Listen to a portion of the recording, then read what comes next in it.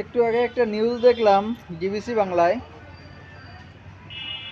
সিমি আপু নামে এক মেয়ে বলতেছে সাকিব খান জুনিয়র সাকিব খানের গোপন অঙ্গ কেটে দিছে, তাই সিমি আপু বলতেছে যে যে সমস্ত পুরুষরা পরক্রিয়া করে তারা যেন লোহার কোনো কিছু একটা ব্যবহার করে। আশা করি আপনারা বুঝতে পারতেছেন যে লোহার কি জিনিস কোথায় ব্যবহার করতে বলতেছে।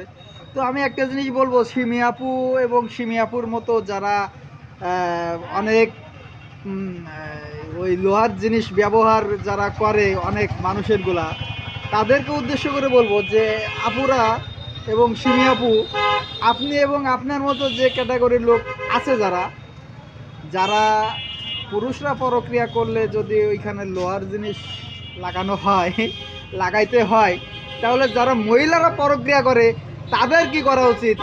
আমরা কিন্তু সুই সুতা নিয়ে রেডি থাকবো সিমি আপু এবং সিমি আপুর মতো যে সমস্ত মহিলারা পরক্রিয়া করে তাদের কিন্তু সেলাই করে দেওয়ার জন্য। ঠিক আছে, আপনারা রেডি থাকেন, আমরা কিন্তু সেলাই করে দেওয়ার জন্য রেডি আছি। ঠিক আছে, খবরদার কোনো মহিলারা যেন পরক্রিয়া না করে, পরক্রিয়া করলেই খবর পাইলেই কিন্তু আমরা গিয়ে সেটা সেলাই করে দিয়ে আসবো ইনশাআল্লাহ।